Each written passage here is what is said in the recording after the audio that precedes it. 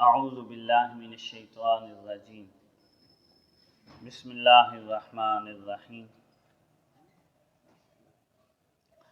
وَأَقِيمُوا الصَّلَاةَ وَآتُوا الزَّكَاةَ وَارْكَعُوا مَعَ الرَّاكِعِينَ أَتَأْمُرُونَ النَّاسَ بِالْبِرِّ وَتَنْسَوْنَ أَنفُسَكُمْ وَأَنْتُمْ تَتْلُونَ الْكِتَابَ أَفَلَا تَعْقِلُونَ صدق اللہ العظیم۔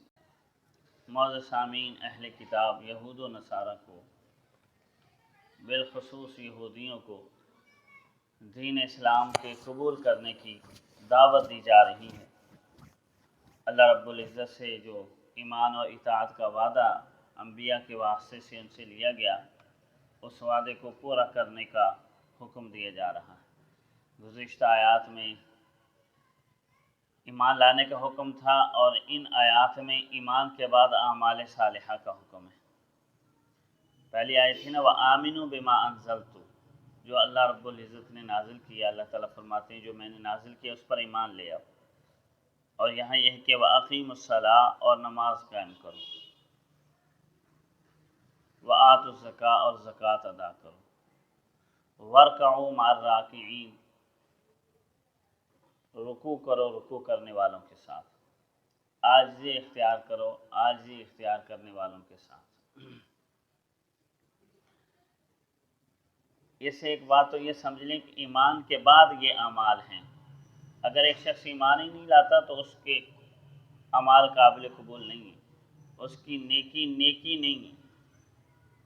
نیکی ایمان کے اوپر اس کی عمارت کھڑی ہوتی ہے۔ ایمان بنیاد ہے، جب بنیاد ہی نہیں ہے تو عمارت کہاں سے آ جائے گی؟ بخاری شریف کی حدیث ہے، نبی علیہ الصلوۃ والسلام نے حضرت معاذ بن جبل رضی اللہ تعالیٰ عنہ کو بھیجا جہاد کے لیے،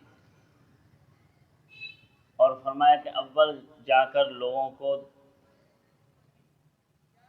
یہ دعوت دینا کہ شہادت اللہ الہ الا اللہ وان محمد رسول اللہ، کہ وہ اس بات کی گواہی دیں کہ اللہ کے علاوہ کوئی عبادت کے لائق نہیں، اور محمد صلی اللہ علیہ وسلم اللہ کے رسول ہیں۔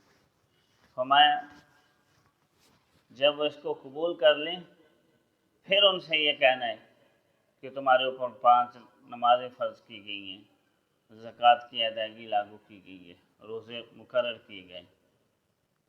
تو اولاً ایمان ہے، اس کے بعد یہ اعمال ہیں، اور اعمال میں نماز مقدم ہے۔ فرمایا اقیم الصلاۃ، نماز قائم کرو۔ نماز کے قیام میں انسان کے اندر جو حب جاہ ہے نا، منصب چاہتا ہے وہ کہ مجھے جاہ و منصب ملے، تو اس کا علاج نماز کے ذریعے ہے۔ نبی علیہ الصلوۃ والسلام کا فرمان ہے کہ 2 بھوکے بھیڑیے بکریوں کے ریوڑ کے اوپر چھوڑ دیے جائیں، تو وہ بھوکے بھیڑیے بکریوں کے ریوڑ کا اتنا نقصان نہیں کریں گے جتنا مال کی محبت اور جاہ کی محبت، منصب کی محبت دین کا نقصان کر دیتے۔ تو یہود کے اندر چونکہ یہ بہت بڑی بیماری تھی، حب جاہ کی، حب مال کی، تو فرمایا اس کا علاج بتایا جا رہا ہے کہ اقیم الصلاۃ، نماز قائم کرو۔ نماز کے قیام سے، عبادت سے، اور انسان کے اندر یہ جاہ و منصب کا جو مرض ہے نا، یہ نکل جاتے ہیں۔ اس کے بعد فرمایا وآتوا الزکاۃ، اور زکوٰۃ ادا کرو۔ زکوٰۃ کو مالی عبادات کے اندر بڑی اہمیت حاصل ہے، اور زکوٰۃ کی ادائیگی کی وجہ سے مال کی محبت اور حرص اور ہوس جو انسان کے اندر ہے نا، وہ ختم ہو جاتا ہے۔ کیونکہ جب انسان یہ سمجھتا ہے کہ میں نے دینی ہے زکوٰۃ، اللہ کے راستے کے اندر خرچ کرنا ہے، اپنے مال سے اپنے رب کو راضی کرنا ہے، تو زکوٰۃ کے معنی ہی پاکیزگی کے آتے ہیں۔ تو اولاً وہ کوشش کرے گا میں پاکیزہ مال حاصل کروں، تو پھر آگے پاکیزہ خرچ کرے گا۔ اگر حرام حاصل کر لیا تو حرام مال سے تو زکوٰۃ اللہ رب العزت قبول فرماتے ہی نہیں۔ تو اس وجہ سے وہ پہلے حصول بھی پاکیزگی کے ذریعے سے حاصل کرے گا، اور پھر آگے خرچ بھی اس کو کرے گا، تو اس کے اندر سے خود بخود پاکیزگی آ جائے گی، مال بھی پاکیزہ ہو جائے گا، اور اس کے اخلاق بھی پاکیزہ ہو جائیں گے، اور حرص اس کی ختم ہو جائے گی۔ اور اس کے بعد فرمایا وارکعوا مع الراکعین، رکوع کرو رکوع کرنے والوں کے ساتھ۔ اس کا ایک ترجمہ تو سادہ سا یوں سمجھ لیں کہ عاجزی اختیار کرو، لیکن عاجزی انسان بغیر اہل تواضع کی صحبت کے عاجز نہیں اختیار کر سکتا. جب تک اہل تواضع کی صحبت نہیں اختیار کرے گا اس وقت تک عاجزی اس کے اندر نہیں آئے گی. ہر آدمی سمجھتے ہے میں بڑا عاجز ہوں، لیکن وہ بعد میں پتہ چلتا ہے کہ کتنا کہ عاجز ہے. اور یہ بات مشاہدہ ہے انسان کا. مالدار لوگوں کے ساتھ بیٹھے گا نا تو اس کی سوچ مالدارانہ ہو جائے گی، سرمایہ دارانہ، سوچنے لگ جائے گا پیسہ کیسے کمانا ہے. متکبر لوگوں کے ساتھ بیٹھے گا تو تکبر آ جائے گا اس کے اندر. صحبت جو ایسے اختیار کر لی تو اہل تواضع کے ساتھ بیٹھے گا تو تواضع آئے گی. اسی وجہ سے کہا جا رہا ہے ورکعوا مع الراکعین، عاجزی کرنے والوں کے ساتھ عاجزی اختیار. حضرت مولانا قاسم نانوتوی رحمہ اللہ کی خدمت میں ایک شخص حاضر ہوا، پائے حضرت مجھے بیعت کر لیں. تو حضرت نے اس کو بیعت کر لیا اور فرمایا کہ یہ خانقاہ کی جوتیاں سیدھی کیا کرو، مریدین کی، متعلقین کی. تو اس نے جوتی سیدھیاں کرنی شروع کر دی. اس کے تکبر کا علاج کیا جا رہا تھا. اب اہل اللہ سمجھتے ہیں کس طریقے سے علاج کرنا چاہیے. کچھ دنوں کے بعد حضرت نے اس سے کہا بھی اب آپ نے جوتی سیدھی نہیں کرنی خانقاہ کے لوگوں کی. تو اگلے وقت میں جب نماز کے لیے حضرت آئے تو دیکھا پھر وہ جوتیاں سیدھی کر رہا ہے. تو حضرت نے فرمایا کہ اس کے اندر تکبر تھا، ایک بیماری چلی گئی، دوسری بیماری ریاکاری کی آ گئی. میں نے جب روک دیا تو رک جانا چاہیے. اب پھر جوتیاں سیدھی کر رہے تاکہ لوگ کہیں گے بڑا عاجز آدمی ہے، بڑی جو ہے نا خدمت کرتا ہے.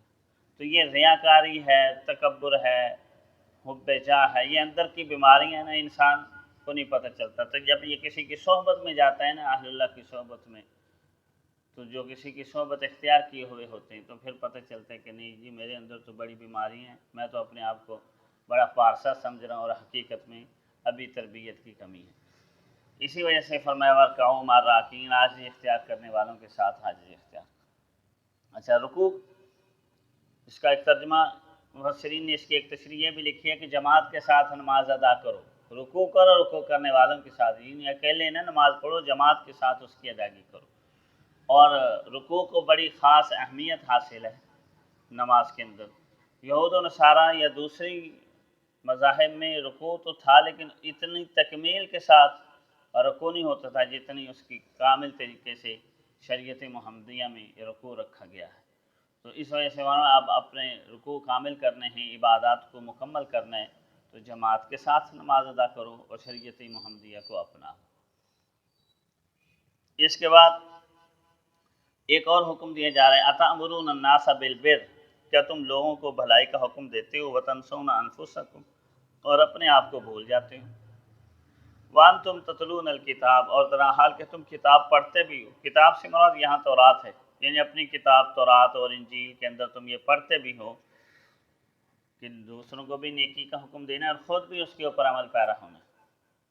اب بر سے یہاں مراد ہر طرح کی نیکی ہے، لیکن یہاں خاص طور پر دین اسلام کی حقانیت اور رسالت محمدیہ کی تصدیق والی نیکی مراد ہے یہاں پر.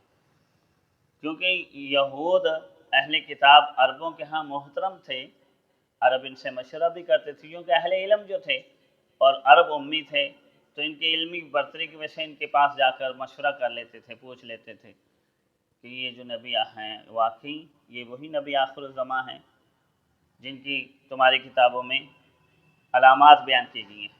تو ضمیر اور دیانت کے پیش نظر حق مشورہ کبھی دے بھی دیتے تھے اور زبان کے اوپر حق بات کہہ دیتے تھے کہ ہاں جی تقریباً ان کے اندر وہ علامات پائی جاتی ہیں جو ہماری کتابوں، کیونکہ سارے تو بے ضمیر نہیں تھے، کچھ باضمیر بھی تھے.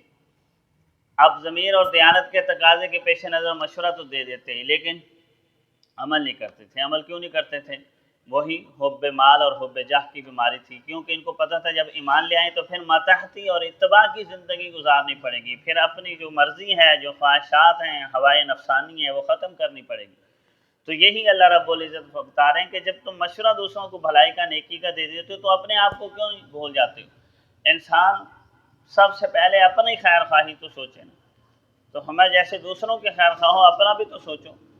وانتم تتلون الکتاب، در حال کہ تم کتاب پڑھتے بھی ہو، اور اس میں تمہیں یہ بتایا بھی گیا ہے کہ اپنی فکر مقدم ہے دوسروں کے ساتھ. افلا تعقلون، کیا تمہیں اتنی بھی سمجھ نہیں کہ جس بھلائی کا تم دوسروں کو کہہ رہے ہو، رسالت محمدیہ کی تصدیق کر رہے ہو، گواہی بھی دے رہے ہو اور اپنی کتابوں میں ان کے علامات پڑھی بھی ہیں، اس کا اقرار بھی ہے، تو پھر کیوں اپنے آپ کو بھلا رہے ہیں؟ دوسروں کی فکر کر رہے ہو تو دوسروں کے ساتھ اپنے آپ کو بھی مقدم کرو۔ تو یہ ان کو بڑے ہی درد مندانہ لہجے کے اندر ان کو ایمان کی دعوت دی جا رہی ہے اور ان کی اصلاح کی جا رہی ہے۔ اللہ رب العزت کی ذات ہمیں قرآن کریم کے اس اسلوب کو سمجھنے اور اپنا محاسبہ کر کے اعمال صالحہ کرنے کی توفیق عطا فرمائے۔ وآخر دعوانا الحمد للہ رب العالمین۔